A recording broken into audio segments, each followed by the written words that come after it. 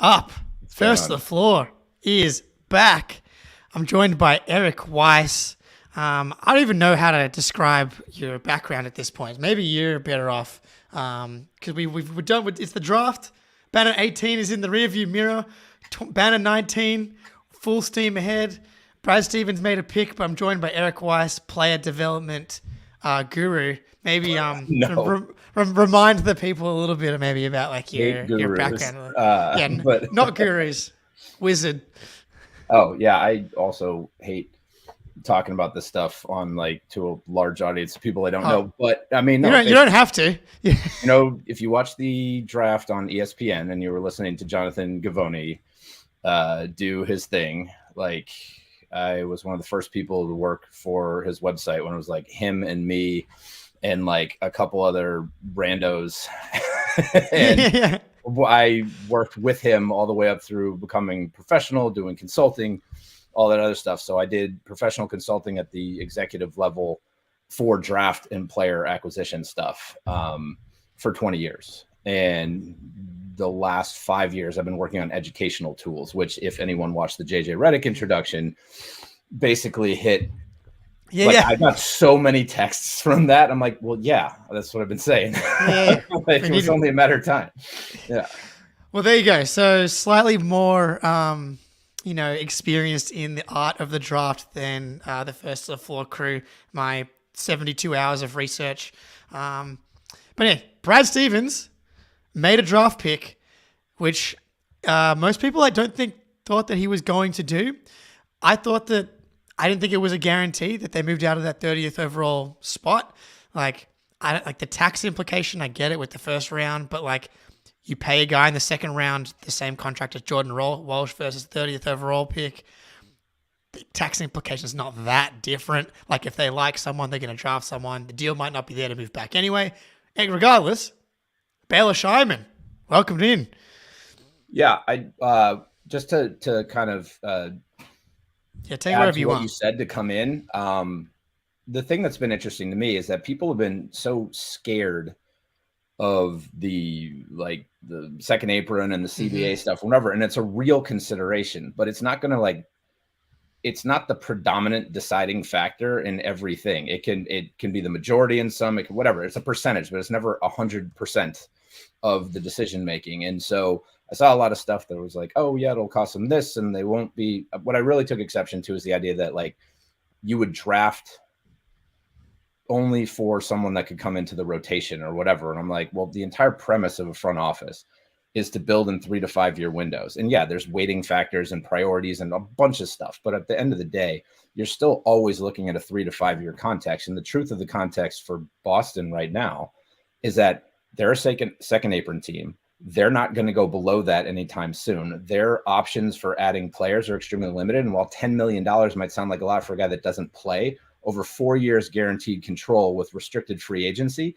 $10 million is like, I think the salary cap, the MLE for next year is going to be like $17 million or something. Yeah. 14.2 or 14.6 or something. Like the average player, though, that's the threshold where you start getting into like potential like value mistakes. If you go too long, that's historically been the tipping point. $10 million is nothing. And when you're talking about a player, I know what the limitations are. I'm not trying to upsell like Baylor Scheierman or whatever, but the idea that the team wouldn't have a list of players that they thought projected in roles. There are real. I mean, the Hauser thing was an obvious handcuff. I tweeted that because I'm like, well, look, they can keep them. They have room for two more. Like wings are the thing. Like Jason and Jalen play almost all of the minutes, and as awesome as that is, it would be nice. And Brad clearly tipped his hand in that interest because they signed 3 guys last offseason. And it turned out that had to challenge Hauser basically as the incumbent. Like they're still going to have an eye for that. And guard is probably okay, but I'm sure that they're looking at like Drew Holiday and a long, kind of that 3 or 4, like that could be a flex play for trading. But at the end of the day, the draft is going to give you the best option. And if one of your list of 12 to 15 potential dudes that hit that, wouldn't be shocked tomorrow if they trade Scheierman in some deal, but I also wouldn't be shocked if they acquire another second round pick and get like Kyle Filipowski or something because they have real needs for skill at the 4-5, right? So it's like, this is not, cut and dry where you're like, oh, the money and the experience. It's like, well, dude, you only have a certain level of options to get players of potential caliber like that. And the draft, as crapshooty as it is still the only way you can get an upside swing on a guy that could be $15 to $20 million. Yeah, exactly. Yeah. You're not going to find, like, you can't trade for a Hauser on this team anymore. Like, the way that you found Hauser is because through undrafted and then developing. Like, you're not going to find a guy really through the veteran minimum market unless you get really lucky with like a Derek Jones Jr.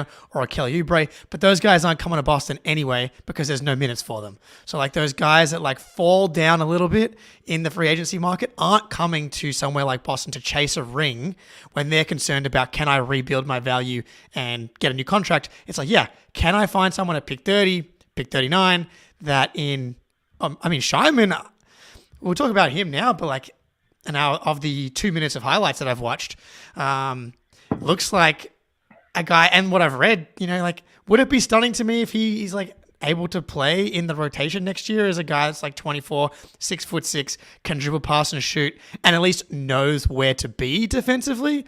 No, that would not shock me at all if it's Jordan Walsh versus Scheierman for like the Brissett minutes, who played like 600 minutes last season.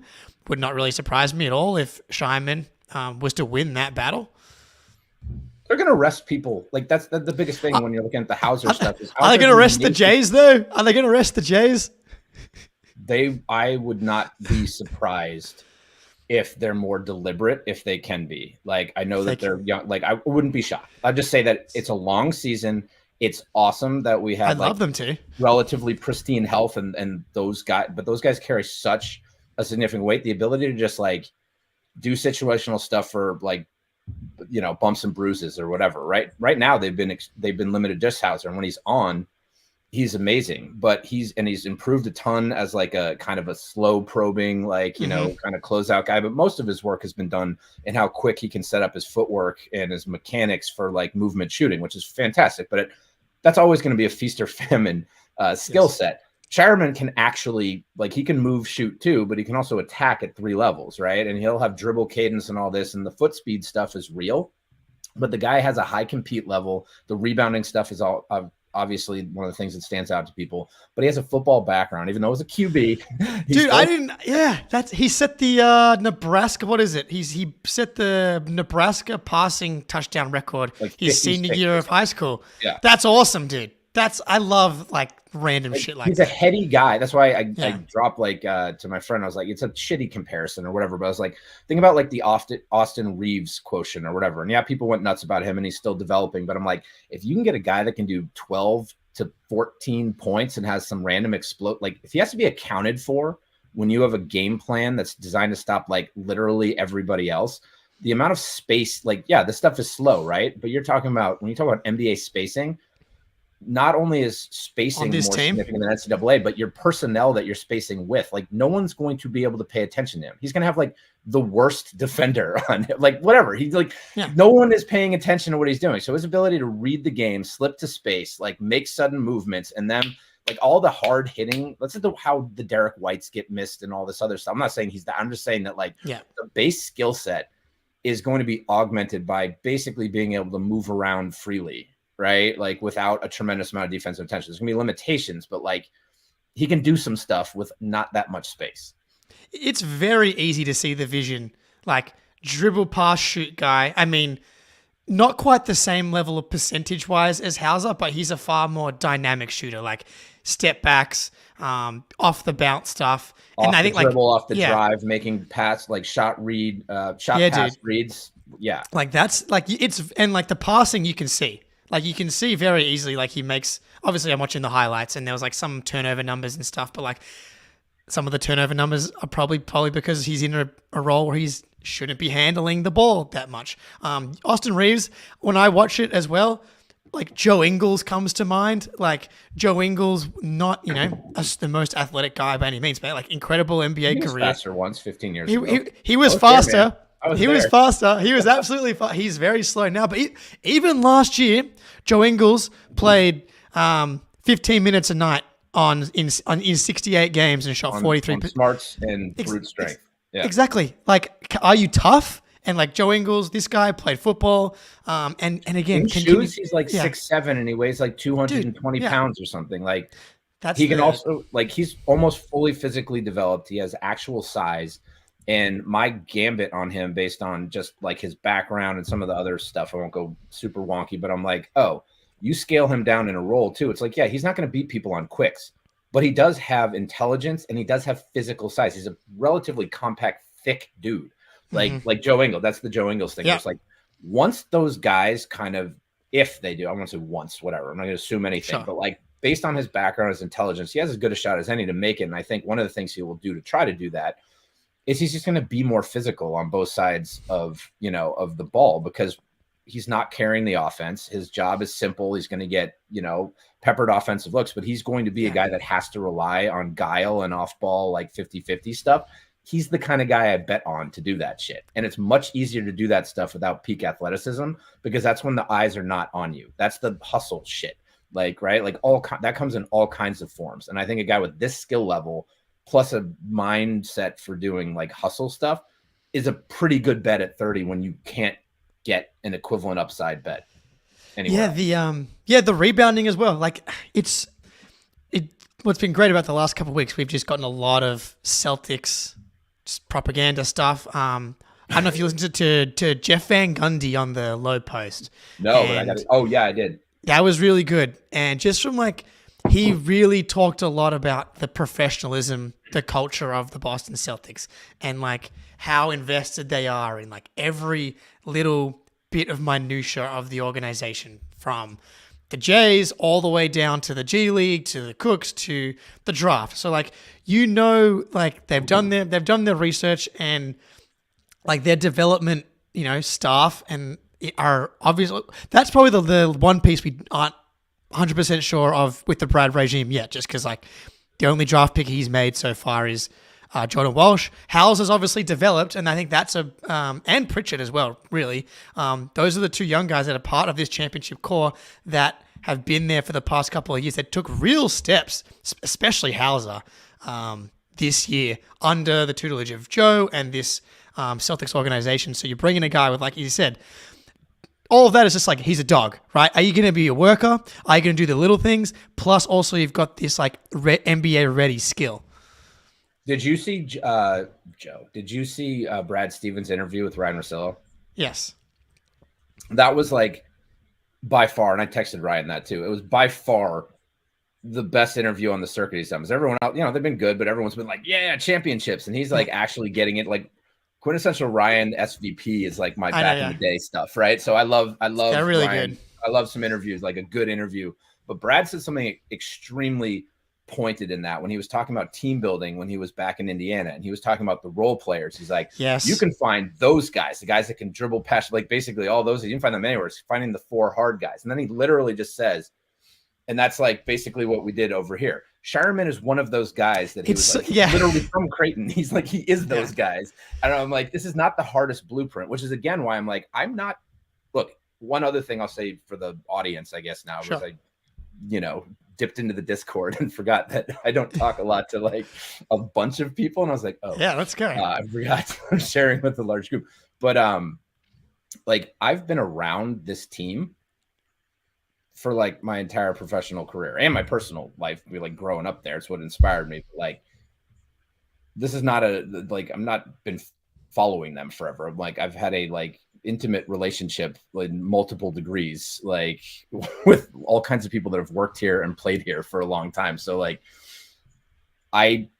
they're my model for a lot of team building things, which, you know, whatever, you expand beyond that too, but they've done such a consistent job over two regimes. And then all the historical stuff, like they're a very viable case study. And so I feel comfortable with the people that make decisions. And Brad is just absolutely incredible about making quality decisions to be additive. I haven't seen a ton of stuff that he's done that's been like really crazy. Like KP in a lot of ways is the craziest thing he's done. That's and right. That was such an obvious, like our big production was like nil the last 2 years, right? We had two good role players, but even when Rob played, you were lucky if you got like 12 and 10 and whatever, which is fine. But it's like, how about 30? Like, yeah.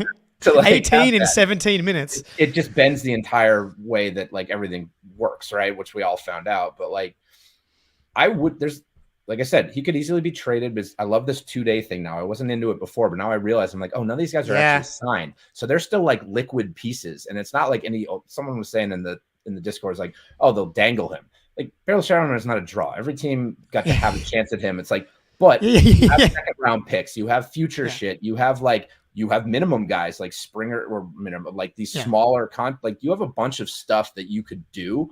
And I don't know what they're thinking, but I was only half joking when I was like, wow, Filipowski's still there. I'm like, who would be willing to give up something to move him? Because I'm not like, he's another one of these guys where like, you're talking about a complimentary, intelligent, hard playing guy that now you can put it. Yeah. And he's like Kelly Olynyk, but I was going to say he's false, but with an attitude, because Kelly Olynyk's actually tough. He's just not a dominant person. Like Filipowski's got to touch the asshole on him. And like, I just look at that and I'm like, wow, if you can come out of the draft with 2 upside plays that could fill roles, like none of those guys are gonna be a replacement of anything. But if you're talking about guys that can offset the slow production decline over the 5 years of the older guys, that's what you're actually trying to do, because that extends windows too, even when you're still relying on like a 36-year-old, Drew Holiday or whatever, or 34-year-old Derek White or whatever. It's going to be those marginal younger guys that can give you just more quality minutes, because you'll get less frequency. And that's the stuff that's interesting to me from team building standpoint. Yeah, absolutely. And like that interview with Russillo was awesome. Like you're right. Like like I think Russillo does like some of the best job is like actually getting like Brad did most of the talking, but it still felt like a conversation. It got Brad to actually say some stuff.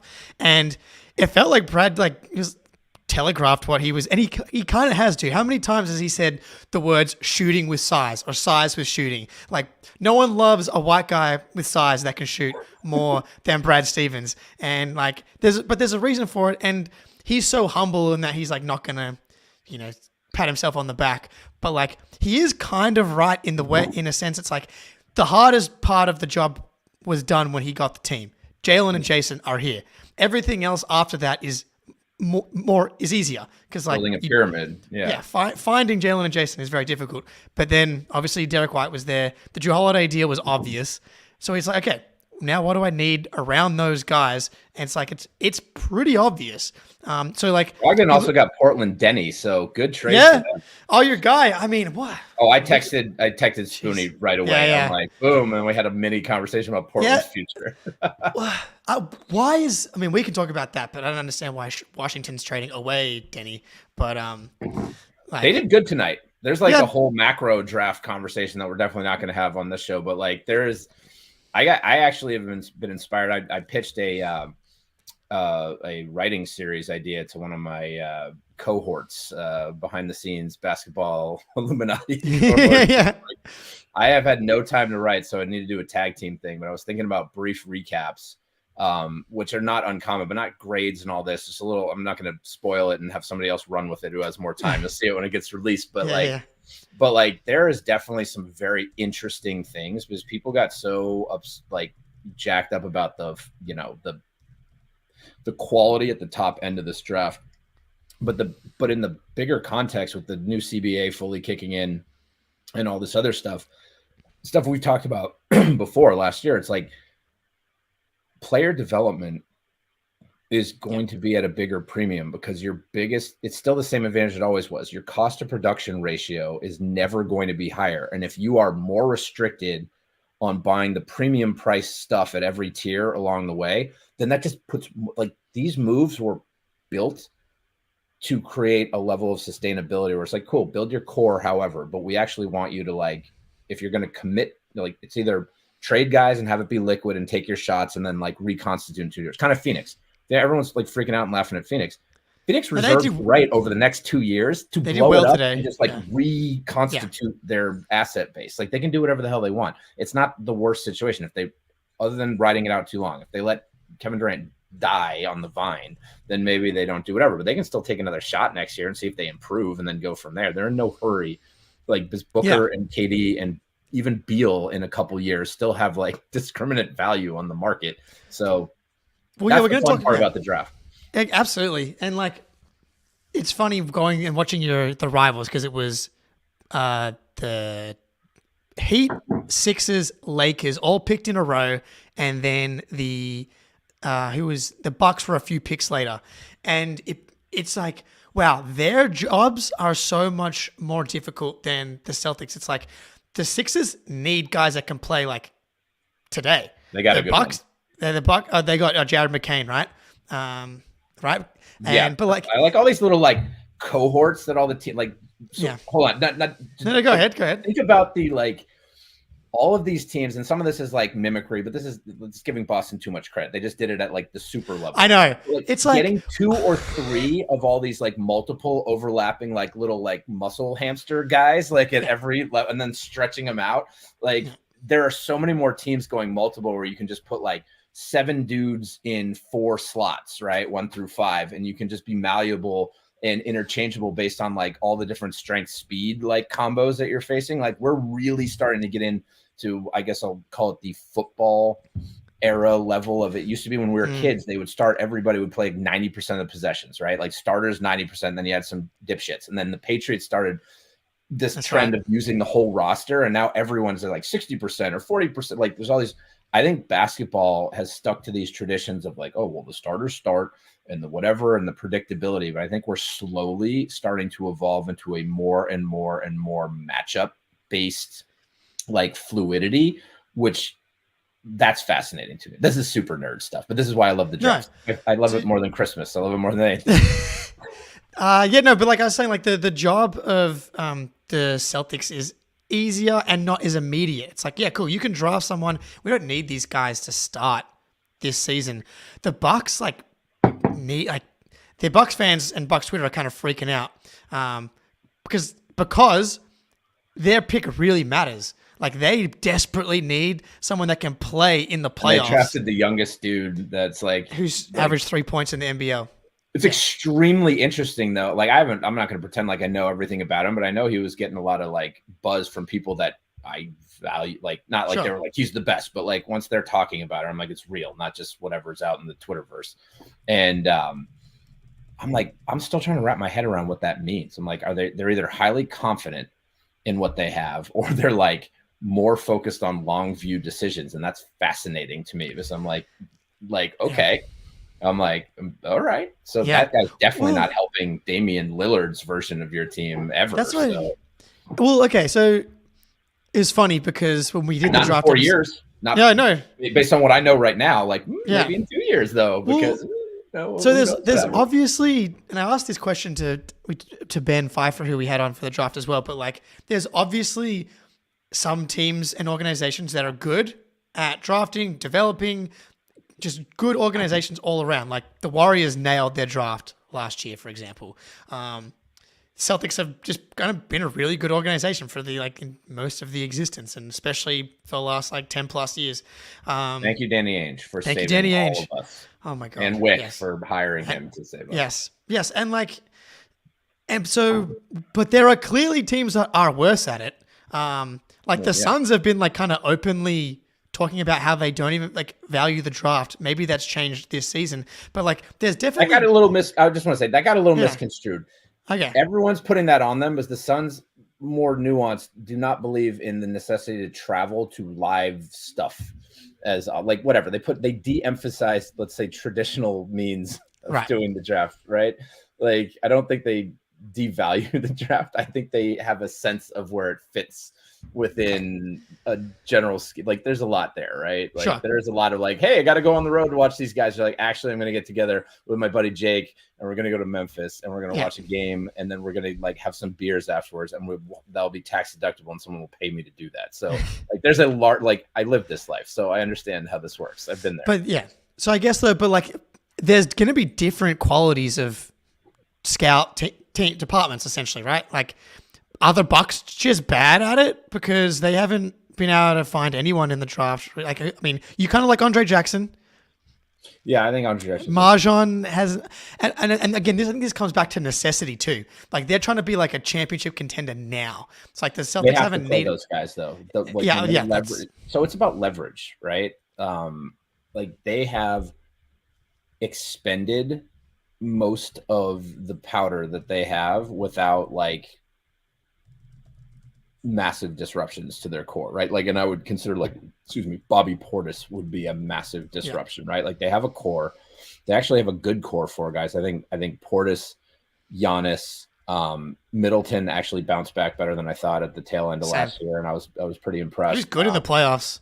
Yeah, and Damian Lillard with support, I can get behind a little more. I'm not trying to have Damian like be my alpha guy. Like that was the offset balance that we were talking about before with like guys coming in when dudes are peaking. That's what Damian needs in the next 2 seasons. He needs to be able to do less. Steph Curry needs to be able to do less, but they got Podziemski, right? These are the kinds of things, even though it's not a direct corollary, like Milwaukee needs Beauchamp. They need their younger. It doesn't matter. So the AJ one is interesting, but unless they think he's like going to be a massive accelerant, it feels like they're just making sure they take the best player. And that's interesting. John Horst, person I worked with for a long time in Detroit. And when he moved over to Milwaukee, like I've definitely had some disagreements with some of the things that he's done, like some of the picks. That's not abnormal, but like they've done a pretty good job. I think that the upheaval in the coaching staff can't be under. Like they've had 3 coaches since the title, and we went through that stuff. It's not like easy to deal with. The Adrian Griffin, sorry. Adrian Griffin. Yeah. Sorry, Adrian Griffin. I should know that. But I'm thinking about his kid, who I'm like, I know. It'd be really nice to go save off of a roster for like 2 future second-round picks. I'd be like, hey, he didn't even play last year. Yeah, he didn't even play last year, which is weird. All right, let's wrap. Let's put a bit of a bow on this draft and Scheierman, and we got to talk about the Knicks and the Nets. But I've talked myself into Baylor Scheierman. I'm hoping they don't trade him now because I see the vision, shades of Austin Reeves, Joe Ingles. Let's see what happens tomorrow, and then we'll have a real postmortem. Yeah, and that's why I kind of like the day between the draft, because now there's I think they should cut it at like pick at the lottery, and then or like pick 20, and then do day 2 with more picks, because like the second round doesn't have as much intrigues, but and there'd be more kind of time to do trades like as we're flowing. But it is what it is.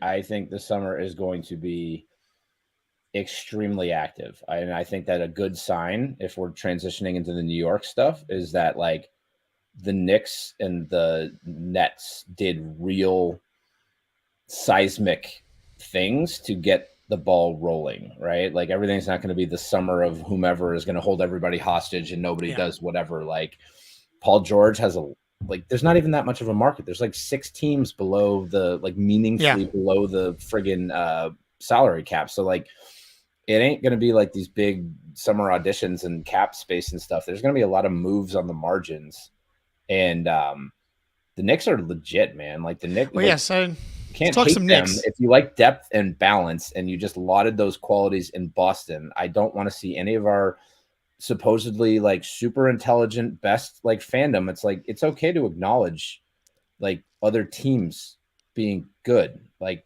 you don't have to put on weird glasses. It's like, yeah, it sucks. Like if they could beat us, like, hey, cool. Like just get into it, man. Like that's a fun, well-built team. And wouldn't it, if you don't like Kevin Durant's like, cheat code titles, like, wouldn't it be more fun to go through like a little bit of a gambit and prove yourself? more fun now that we've got the title.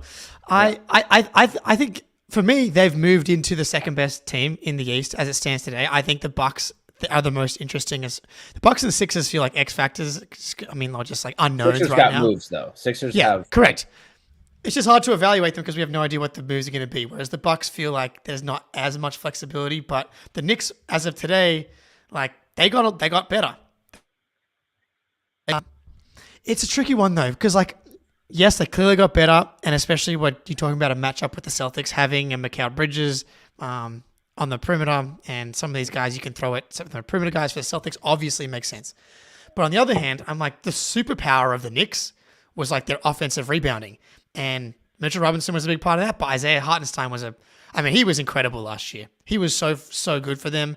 And again, we're not 100% sure what's going to happen. They could move Randall in order to keep Hartenstein potentially, but they're capped at how much they can actually offer Hartenstein. So it still feels like he's going to be gone.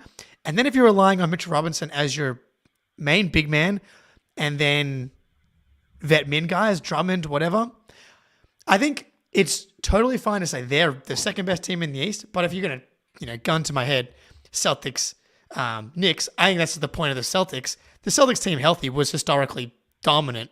It's like no one's going to be picking the Knicks to beat the Celtics, but I think they can. So much to look forward to with Yeah. Boston. Like the two things do not have to be correlated. You can appreciate That's one thing and not intertwine it with Eric Weiss. So that's the tricky part, because you're able to kind of like separate yourself a little bit, but a lot of people, myself included, at times it's just the take machine, the hot takes, the podcast. We want everybody to admit that we're still better, and people can't have that nuance of like the Knicks are really good and better. This isn't about Boston right now. We're just talking about how the Knicks are really good and they're going to have a chance to win the East if things maybe break the right way. But if you want to talk about an actual matchup with Boston, and if you want to play the health questions with Porzingis, you got to play the health questions with OG Anunoby and Mitchell Robinson. And those two guys are like very, very key to the Knicks, as Porzingis is to Celtics, all things equal and healthy.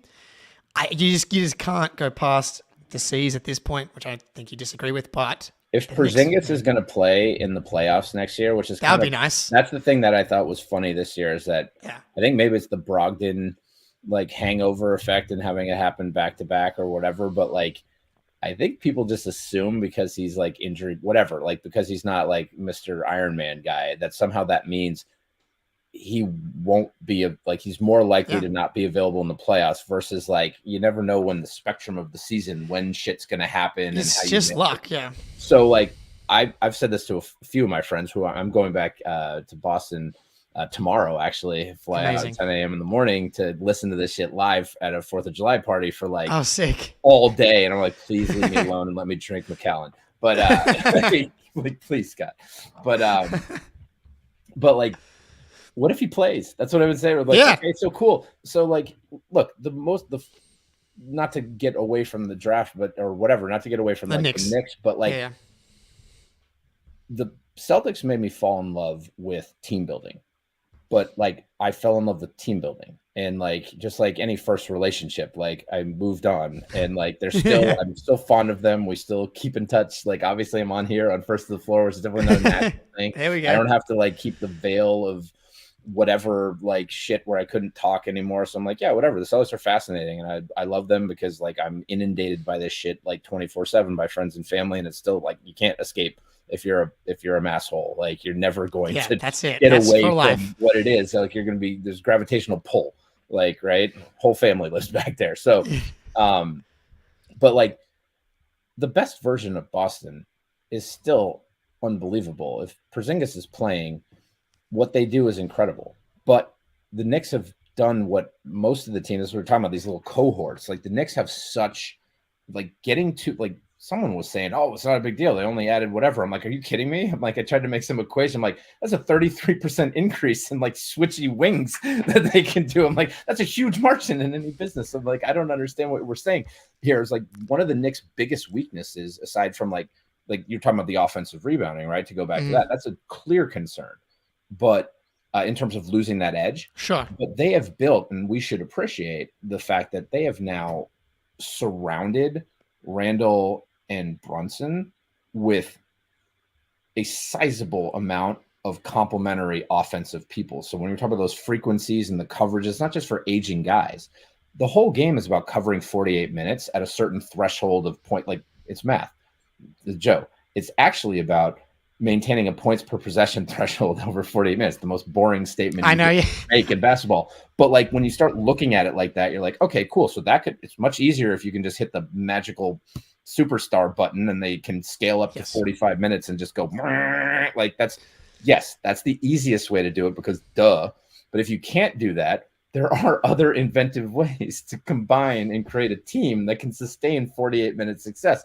And so like depth is something I think Boston kind of shoved down the rest, like even up to the finals, the whole Luka and Kyrie thing. I'm like, dude, 5, you can go back through my tweet history and all this stuff about like I'm there. I said it, there was like an article back a long time ago on Nylon Calculus, and I cannot find it anymore, that talked about the like impact that your 4 best players have, right? Like it's not just the big 2. It's just so many teams are in a mold where the drop off is so similar. And then that's why the big 3 was a big phenomenon. Like, what if we way overpay a third guy to scale way down below his competency. And everyone's like, yes, but then he can scale up. And then someone was like, well, what if we don't pay the third guy superstar money, and then we divide the max contract up between like 3 other guys, and then we just have 5 guys? It's like, you're always going to get more production when you have 5 dudes on the court that can do more shit. And I think that's the era we're kind of reaching now. It's not about the individual peaks.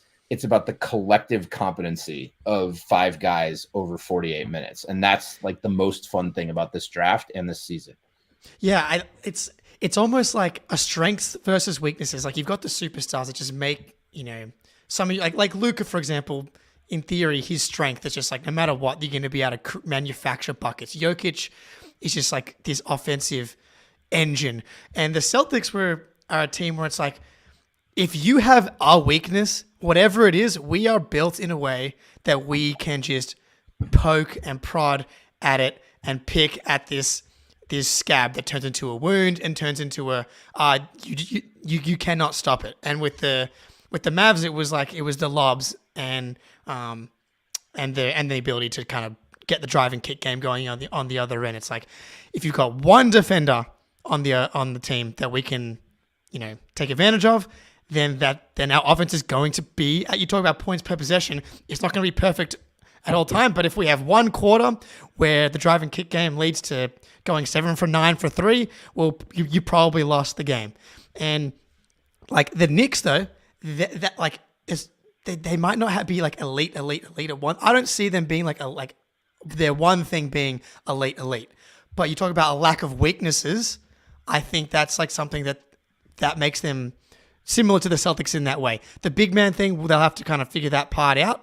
But like that in the playoffs, you talk about matchups. It's like, can you make yourself matchup proof, or can you make yourself someone that's a matchup problem for everybody? I always laugh when people. Or you can switch matchups. Exactly. Right? You don't have to be proof. It's nice when you're proof, but like you can just switch the pieces around. Yeah. Exactly. And it's like it's always funny. It's like, man, that's a bad matchup. Like the Celtics, bad matchup for this team and that team. Well, actually, they're just a bad matchup for every team, partly because they're able to, as you said, just shift the matchups. Jason Tatum can play on the center.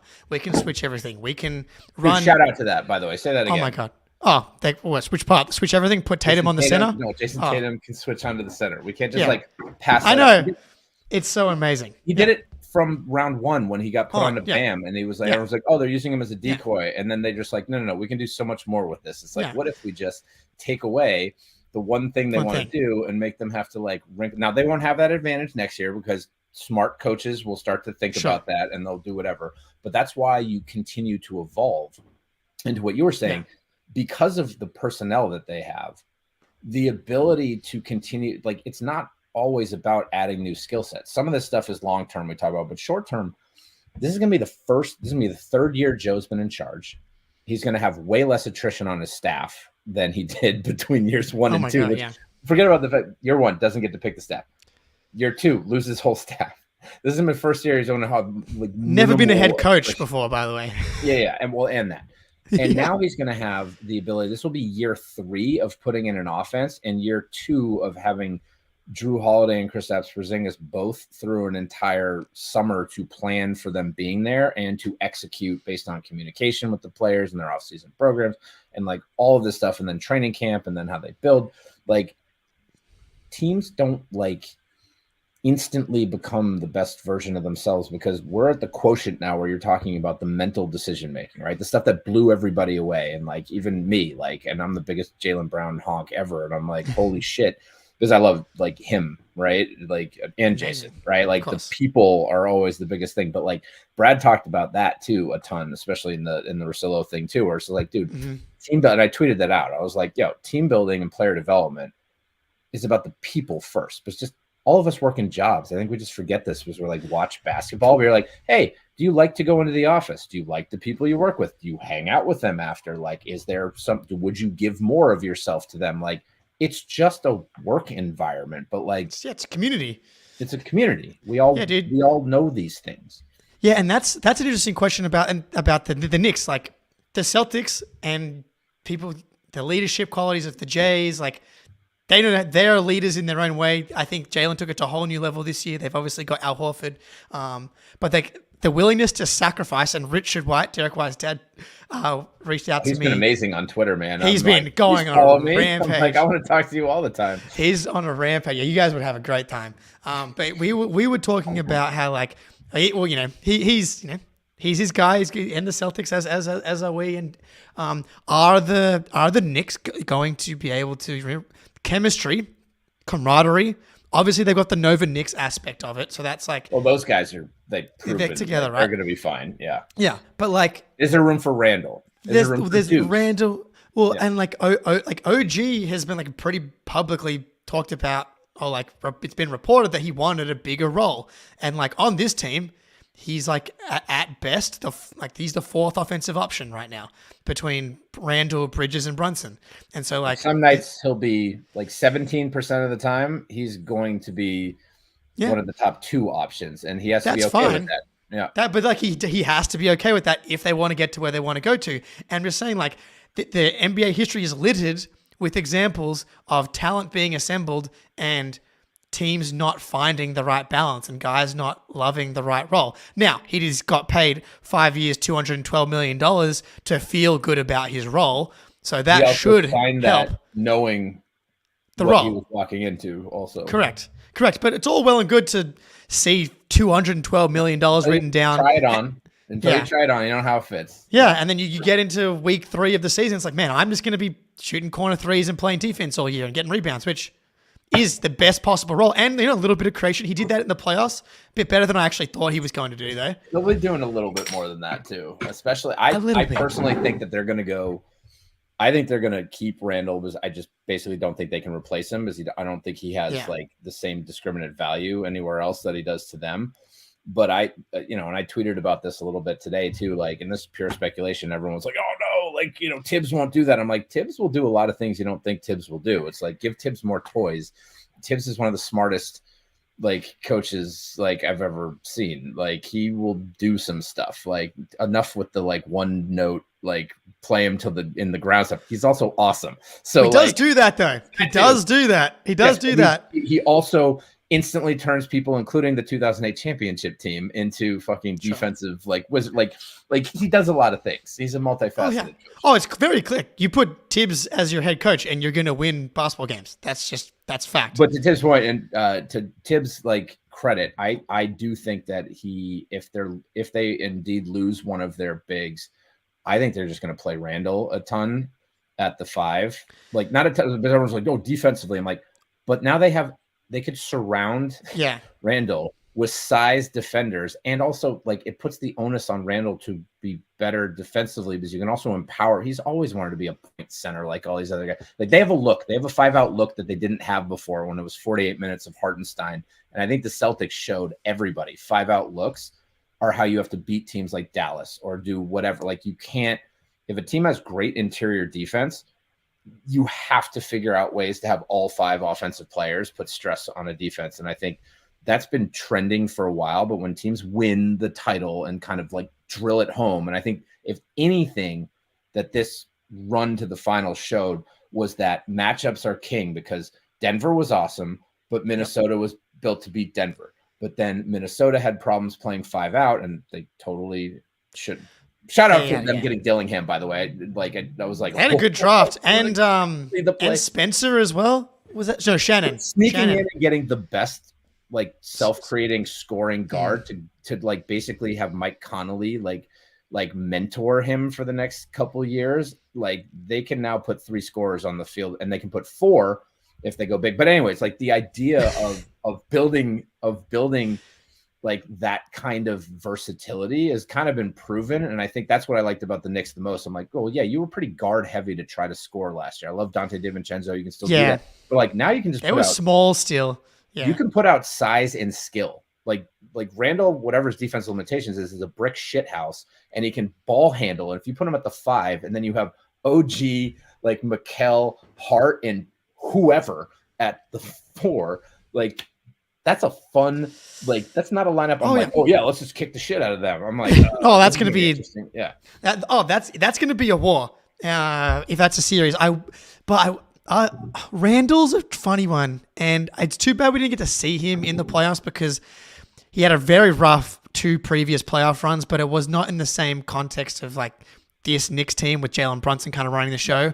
But like, because he has been like a disaster, black hole, destructive in a bad way in the playoffs and in the regular season as well, but more so in the playoffs where it feels like he can get really in his head, can start to press. And I do think, like, when you talk about chemistry, that's a guy that I do think could teeter, because like it's just not a guarantee that it fits together perfectly. Because I think on paper, talent wise, if again you can get everybody to buy into those roles, if you can get Drew Holiday, who was an all-star last year, to buy into a role where he's going to take 8 shots a game on most nights, then yeah, sure. Julius Randle does not strike me as that type of guy, personally. Well, he's going to be a focal point offensive player. Like, well, that's good, I think, for the Celtics, because I don't think he should be. I think he's best as like a secondary, tertiary type. It's the margins again. Well, yeah. Like Brunson's gonna they're gonna play an egalitarian offense, so I'll just use that. Like much. You think so? Yeah, similar to how we did it. Like, I don't know if they will. They like guys, Brunson, but they'll shave a little bit off, and then it's going to be the balance that they find distributing the shots. And I agree with you completely on the Randall stuff. I am going to go on. I'm going to say vibes. I'm going to go off. The other thing on Randall that's been very interesting is he was like one of the most highly decorated high school kids like ever, and he was right hand dominant. He did one thing, but he's so strong and so explosive and all whatever. He was just able to just beast. Then he had to be in the post Kobe like rebuild shit, and then he got traded around like a fucking cheap hooker for fucking like all kinds of time. And then he gets to the Knicks and he finds a little success and he finds a thing, but then he's like cast and like there's a whole arc there where I don't disagree. He could be obstinate and not want to play in harmony with the Villanova guys and be the guy on the outside, but there is a chance for him here to stop fighting and to realize that this is like as good as it gets, and it could actually be incredible. Like, you don't need to be the dude you think you need to be, because when you haven't had team success, you're only measured by your individual greatness, and you're always one of these guys that's like, he's made 2 All-NBA teams, by the way, man. Like, he's not. And so when I look at that conflict or whatever, like, and I try to think about that, I'm like, he has a real opportunity, and I haven't heard tons of negative stuff about him. Like, most of the stuff I hear is more of that, like, the thing that drives him, a lot like the Draymond flaw stuff or whatever. It's also what makes you great at what you do or whatever. But like, to be able to like appreciate that some of the wars are over and that you've arrived at your ideal, like, I'm not, and that's the beautiful stuff about the game for me. I don't care if it's the Knicks and that it's detrimental to the Celtics or whatever. I'm like, I like to see team builds come together. And so the upside of that is where I see that. And I'm like, oh, this could be a seminal moment for, again, going back to Brad. It's the people you work with. And that goes beyond just like perfect guys that never give you any problems or whatever. It's about actually coming together. It's adversity, which builds character. So I like that stuff. Yeah. And like, I think that there's parallel, like, I'm obviously putting on the Celtics hater hat at some, I want to try and tear him down on, the Knicks hater hat in some way, but like, and we talked about it for the Celtics this year. It's like, if you were a Celtics hater coming into the year, it's like you could have easily made the argument like, is Jaylen Brown going to be comfortable maybe like taking a little bit of a step back? And I remember we had you on, like, I think it was after like the Wizards and the Pacers, like 50-point wins. And we were like, this should be the best version of Jaylen Brown by a mile. He's going to be in the perfect spots. There's so much spacing, playmaking. He's going to get the ball in the best possible places. He's going to be really able to actualize all of his skills. And like, he did that plus. And now this version of Jaylen Brown that we've got on this team is like, good luck beating the Celtics in the playoffs, because not only do you have like the overall talent, but Jaylen Brown earned that Finals MVP. He reached sage mode. I don't know if you're a Naruto guy, but he reached fucking sage mode, man. I'm not, but I understand the concept. Super Saiyan, Dragon Ball Z. Like, he just went to a new level, and now it feels like he's unlocked something, and part of it I think has been being comfortable in his own skin, comfortable scaling down, scaling up. He's not it doesn't seem like to be concerned at all in being the guy, and it felt like maybe he struggled a little bit with that, I think, in maybe a 2 or 3 years previous, which I think is a fair thing to go through as like a guy in their early 20s that can clearly drop 40 points on a random night. So there's Imagine if he put it in a context where he could just be inefficient, like a lot of the YOLO losing guys. Like both him and Tatum could average like 30 points a game and shoot 42% from the field. Instead, they shoot like 50% from the field. And so that's the argument for Randall though. Like, does Randall just buy into whatever version of that role is, and do we get, the numbers overall go down, but do they get like the actualized version of Julius Randle, who probably doesn't make All-NBA, similar to how Jalen didn't make All-NBA, but it's like, okay, he's bought into a defensive role where he's playing the 4 and the 5, he's battling on the boards, doing the dirty work, and then he's like not doing a lot of like the over-dribbling, over-isolating stuff that really gets him into trouble. No, I agree, and I just saw Jazz AU. I know, yeah. Shout out. I don't have time to answer these things, but like, I know it's hard to hit all the comments in the chat, but we appreciate it. I see them all. Absolutely, but that's what I was speaking to in terms of his journey. Yeah, like that's what I'm asking. But I also think you need to like. I mean, I did this this was my niche thing too, right? Like we're getting into more back. Like, let's say it's going to happen. I fully acknowledge like that is the crux of the thing. But when I look at the totality of the storyline and also look at the options too, if I had like an easier path, I'm like, maybe I would definitely explore that. But like when I look at everything, I'm like, yeah, okay. Like I could, knowing I'm going all in as a franchise or whatever, I'm like, yeah, okay. Like that's definitely something that I can be like, well, that's every team has a risk. Brad will say this, every coach will say this, like every season comes with like mitigating weaknesses and unanswered questions. You don't get Teflon teams too often, right? Even this year when everyone was like, this is the most amazing personality chemistry team. And then he instantly talked about like, it doesn't guarantee that blend is going to be exactly the same. Yeah. Like every year is its own unique beast, even when you have the same people. Like humans are changeable, right? And that's still, it's a again, for everyone on the chat, it's a work group. It's, hey, that's my friend from work. Like it's fucking like that's what these guys are. But it's like fuck, there's my coworker. Like, oh no, yeah. Marines by the water cooler again. I got a dip. Yeah, it's like can we organize post work drinks but somehow exclude Randall, or is it going to be like, oh yes, Randall can come? And it's just like that's going to be. I think that's fascinating. Exactly, I agree. It's absolutely fascinating because I mean, the first thing that came to mind, the Steve Nash, Dwight Howard, Lakers. Awful. And everyone was like, it's the greatest thing ever. And it's like, you never know. And like, I do think like Brunson seems like a great leader. I do think that like they've got good culture in place, but I think we're both agreeing. Like it's not guaranteed that it does work chemistry wise, but you're absolutely right. It's incredibly interesting from a team building perspective. He's the wild card, right? Yes. Like just put all the rest of it together. Him going in this direction actually makes them bona fide like a title contending team, and him going the other way, they have to find a solution, and it's not easy to find two-time All-NBA fucking dribble, pass, shoot 260-pound fucking freaks. Yeah, we're talking about the draft, right? It's like, okay, player A, 6'8", built like a brick shithouse, dribble, pass, shoot, can guard multiple positions, like can give you 30 plus on a given night, like what's the downside? Well, he's grumpy. Like, when you're trying to get to the very, very top, like watching all the Celtic stuff, the all-in access stuff, like it's incredible how much they're talking about sacrifice, people that came before them, putting the team in front of yourself, the organization in front of yourself, and that goes like Zarin, Gotham, all the way down to Hauser and Cornette. To the partners, even like the wives of these people are like all on the same page, and like to win a title, you need like these. It's crazy, right? All right, so last thing before we get out of here, I got this video from Marcus on a podcast, just like because I noticed they put Marcus a lot in like the all-in video that the Celtics put together as like the people that came before us led us to this moment. And this podcast came out after that video, and I just wanted to show it for everybody. Came in, like I said, and it was no stopping them from the start. We seen that, and we noticed it, and that's why they're where they at now. Shout out to Jalen, Jason, and the Boston Celtics. Congratulations on the championship, and that's why they, they built that. I'm saying? They went through the mud. They didn't skip any steps. I was there with them for 9 years out of it, of my career, and I seen it. And it's no coincidence that they reached their goal now. For sure. And And I'm just so proud of him. You know what I'm saying? I'm proud to be able to be in the trenches with him, to know those guys, and to be able to go to work with them every day that I had that chance to do. Yeah.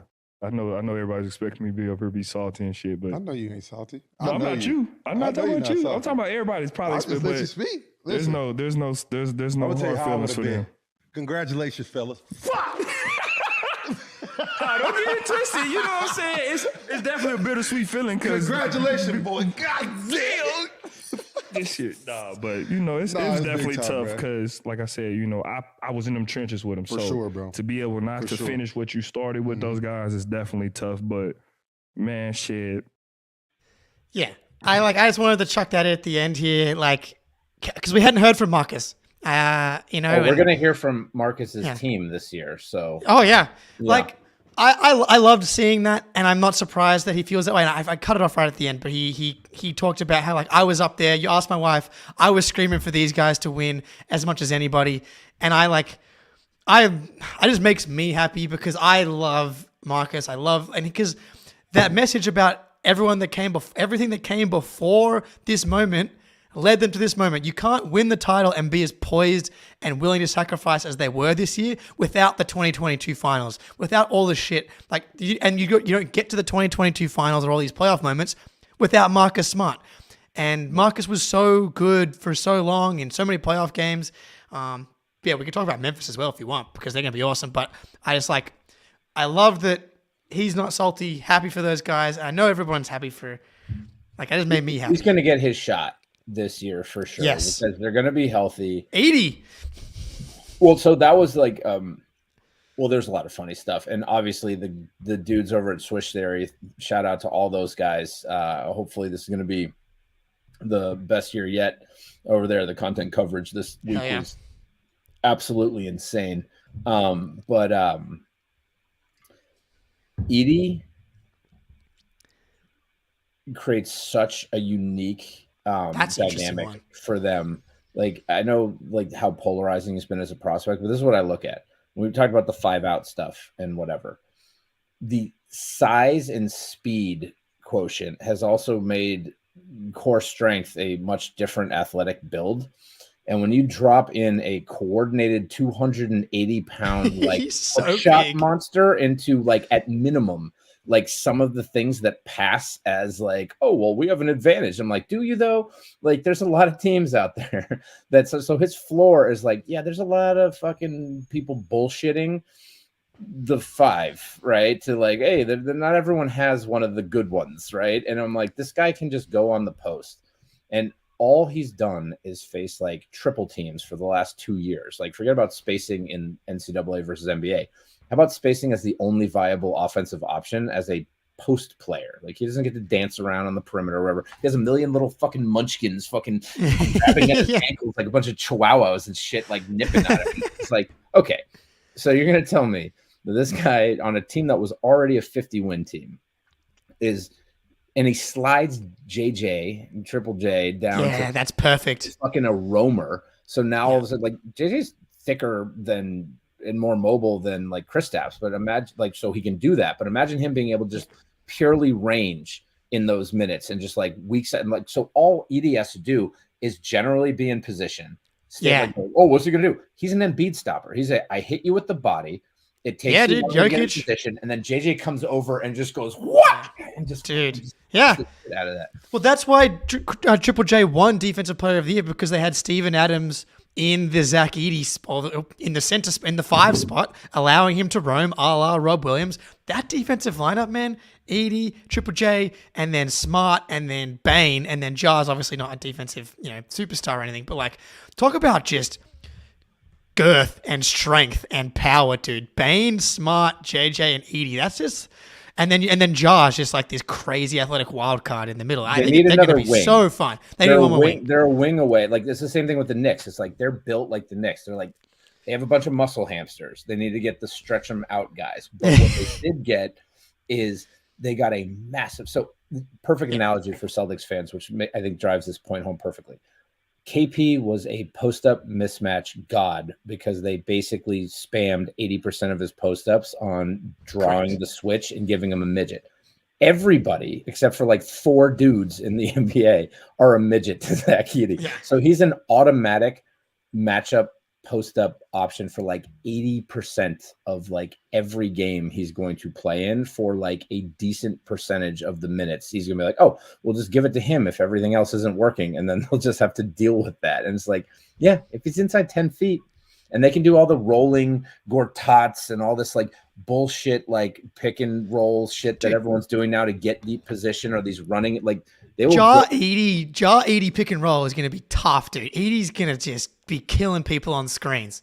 Well, he's also going to be cleaning up. Like, so the biggest thing, going and I've through, talked dude, about this with the Memphis guys, Ja has got to trim the fat in a lot of areas. Obviously, Sure. there's all the off court, but like the only thing I think he'll be fine. He's me incredibly too. talented, unless he has like a true Hollywood like tragedy. He'll be fine. Yeah, like he's just a agreed. young guy, but like he's in that like Allen Iverson, Russell Westbrook era where it's like, oh, anything I do is outstanding. And so he'll give you all this, what I call loose change. It's like these like inconsiderate, like bullshit. It's the reason why Tatum's step back drives me nuts, because I'm like, dude, 30% of the time, I wish you did it 30% less. Right. I'm just like, like, I'm just like, eh. So like Ja's weakness is I'm outstanding. And he just does that thing where it's just like, oh shit. Like every shot is jumping a winner. Yeah. But like Edey is an automatic, like this is how they used to use Mutombo with AI. It would be like, oh, we're going to run plays for you to go baseline. Right. And then shoot these flat shots, because we know the offensive rebounding percentages are like so much more consistently predictable. And then there was Sex Mutombo every miss. So he'll just like convert. And we're in the era of like, it's cool again to offensive rebound. Yep. Right. Like all of a sudden, Memphis has already made been the whole drop. Yeah. Remember 2008 Celtics ended offensive rebounding because they're like, no, the numbers say get back. But then all of a sudden the game changed, and all of a sudden, wait, the numbers say that if you do this, then you can gain a huge advantage. And so like he's an absolute cheat code for like cleaning up the garbage that like, and then Ja will get better. Like that's a perfect handcuff for like Ja's extra 10 to 12% of what the fuck are you doing? I like that. Yeah. Yeah, man.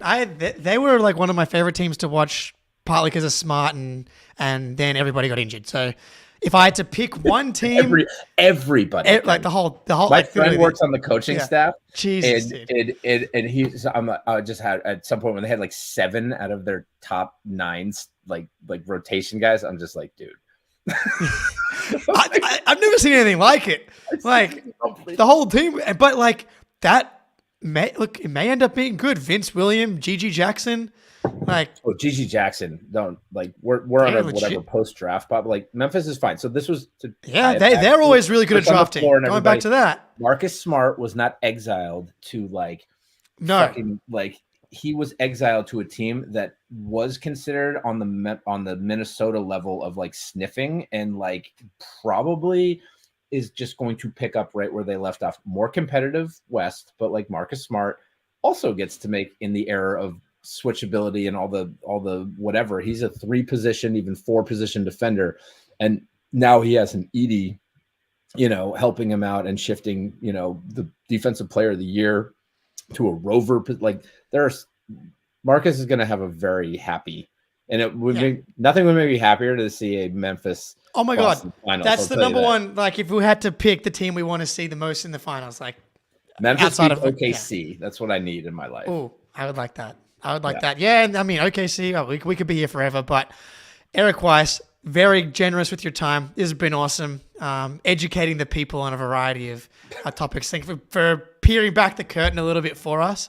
But yeah, Baylor Scheierman, future Hall of Famer, unless he gets traded tomorrow. In fact, and then he Hall of Famer unless we never hear from him. Yeah. But yeah, man, this has been awesome. I think Ben and Spoonie might be back again tomorrow because there's just stuff happening all the time. And when do you guys get into Vegas? I'm there the 11th of July, I think. Of course you are. Why would I not know that you'd be showing up on like Wednesday night? Like day one, baby. Let's go. I'll be in LA. Sorry, I'm thinking about doing a day trip out to Vegas either on Saturday or on Friday. I haven't decided yet. All right. Well, I'll definitely let you know because I might be in LA the day before or whatever. But oh, you're going to? Oh, you have to fly. Got to fly to LA. Got to fly to LA first, and then We'll talk about it. It'll be good. We're very excited to be I'm celebrating just trolling the title. everybody listening to this. I'm like, hey, going to Vegas like sometime soon. That's fun. I've not forgotten about Walshy. This is the perfect compliment. We're gonna have Walshy and Scheierman, Summer League MVP, co-MVPs. It's gonna be sick. Eric, this has been awesome. Get rolled. Are you kidding me? Well, it depends. Are we gonna? Can we send Cater and JD again? We gotta send the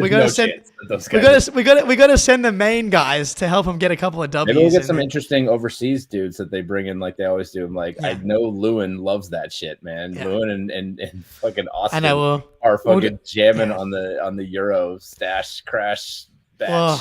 Well, I was keen on Dadier, and then Johan Begaron. It seems like that's kind of gone. And New York got Dadier too. Yeah, nice, I know. Yeah, they did well. Away for a rainy day long play guy. Yeah, I liked him. JD, Madar, is he going to come over? That's probably not. I'm not sure why he would at this point. He's actually probably one of their best. It's probably their best before the dudes that they have right now. But he's making good money, and they're probably not going to be in the market anytime soon. Yeah, he's not coming over. All right, Eric, this has been awesome. Everybody in the chat, talk to you soon. Till next time, go Celtics.